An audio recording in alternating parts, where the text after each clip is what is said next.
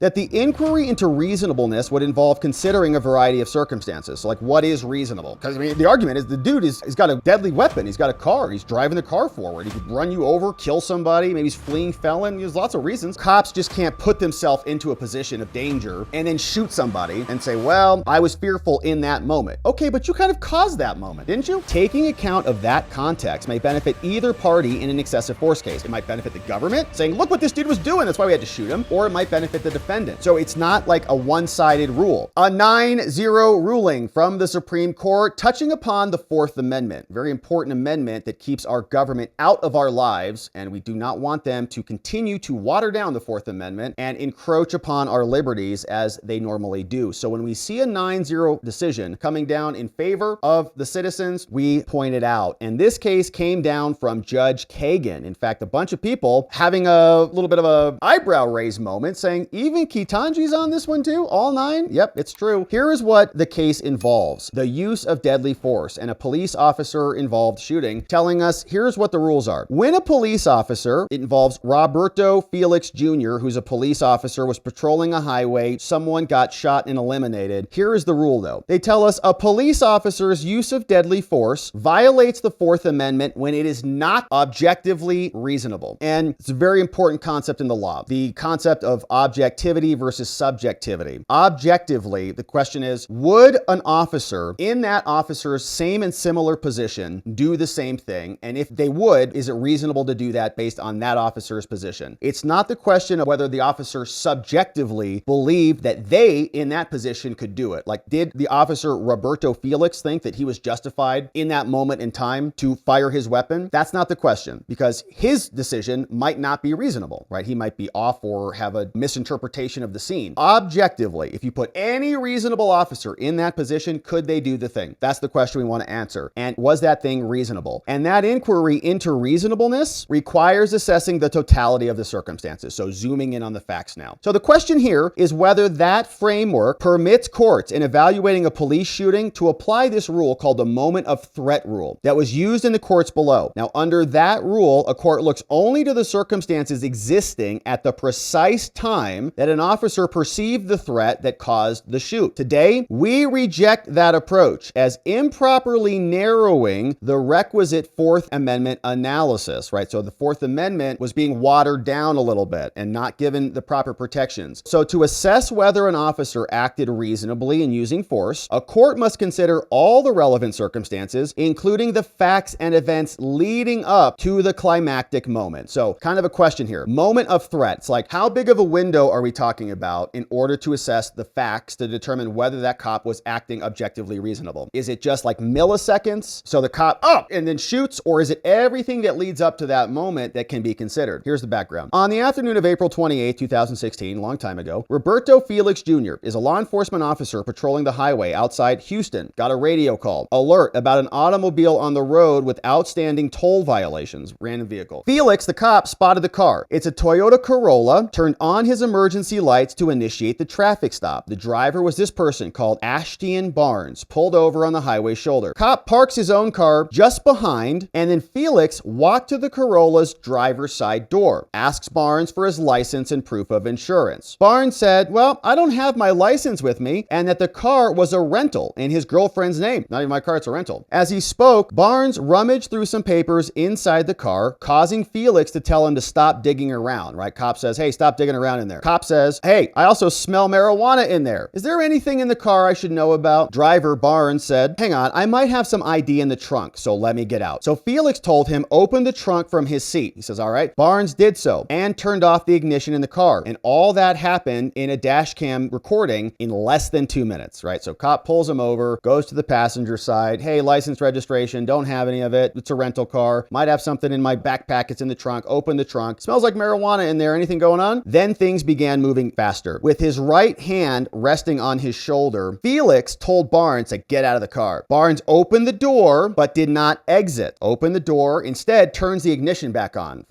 Felix then unholstered the gun, the cop, and as the car began to move forward, jumped onto the door sill. So the door's open and sounds like he might be inside the vehicle. So the door is here, right? And he kind of jumps in, maybe holds onto the door, and he puts his foot on the floor of the entryway. Unholstered the gun, and as the car began began to move forward, jumped onto the door. He twice shouted, "Don't effing move!" And with no visibility into the car, because his head was on the roof, right? So he's like got his foot on the floor, probably holding onto the door, has his gun out, head is over the car and above the roof. He fired 2 quick shots inside, right? So now he's standing up there, probably one hand on the side door, pops off, can't see anything, fires 2 shots. Barnes was hit, but then managed to stop the car. Felix then radioed for backup. By the time it arrived, Barnes dead. All told, 5 seconds elapsed between when the car started moving and when it stopped. And within that period, 2 seconds passed between the moment Felix stepped on the door sill and the moment he fired his first shot. So door opens, ignition comes on, sounds like the car starts rolling a bit, stop the car, comes to an end. So then Barnes's mother sues. Janice Barnes sued Felix, the cop, on her son's behalf, brought under Section 1983, saying that his rights had been violated because of the Fourth Amendment rights and the use of excessive force against him. Now, the district court granted summary judgment to the cop, right? She sues. You can't just shoot him like that. You didn't even see him. The car was just moving forward. It's not a deadly use of force, whatever. They granted summary judgment to Felix. She sues for a civil rights claim, saying he's dead, Fourth Amendment. The court explained, sorry, mom, you lose. You would have needed to show that Felix's use of force was objectively unreasonable, right? Shooting him was objectively unreasonable. Like nobody in that position would have shot him. In the usual excessive force case, the court noted at the lower court that the inquiry into reasonableness would involve considering a variety of circumstances. So like what is reasonable? Because I mean, the argument is the dude he's got a deadly weapon. He's got a car. He's driving the car forward. He could run you over, kill somebody. Maybe he's fleeing felon. There's lots of reasons. But when the officer has used deadly force, the court continued, it said the Fifth Circuit was a much narrower approach. Okay, so like excessive force, if you're going to beat somebody, break some bones, crack their head, bunch of cops beating the hell out of somebody, then you can consider a bunch of stuff, a variety of circumstances to make your analysis. But if it's deadly force, then we don't do all of that. We don't accept all of those details. It's much narrower, they said. If it is someone is dead, a court could only ask about the situation that existed at the exact moment of the threat that sparked the shooting. So you don't talk about the odor of marijuana. You don't talk about anything else. It's just like, what was in that instant? The district court said, okay, so if we can only talk about that instant, it identified the moment as the 2 seconds before Felix fired his first shot. So rather than like 2 minutes, it's down to 2 seconds. Now, when he was standing on the door sill of the moving vehicle. So we're not asking like, should he have been standing on the door sill? You know, was anything else appropriate for him to be there or anything else? Just at that moment. At that moment, the court found an officer could reasonably think himself at risk of serious harm, right? He's standing on the door sill. The vehicle is moving. He could fall under the door sill, fall under the vehicle, get run over by the back tire, could be dead. And under the Fifth Circuit's rule, that fact alone concluded the analysis. They said, man, he could fall off there, he could die. The court explained that it could not consider what had transpired up until those last 2 seconds, including his decision to jump on the door sill. He could have just not gone on there. Although a more robust examination might have aided in assessing the reasonableness of the shooting, the court was duty-bound by the circuit to limit the focus onto the exact minute, right, which is that moment that Felix was hanging on to the moving car. So you can't ask, should he have been on the car? Should he have grabbed the sill? Maybe not have done that. The Court of Appeals affirmed it. The district court said, yep, he's fine, fair shooting, because he could have died while he was standing there. We don't have to ask how he got there, explaining that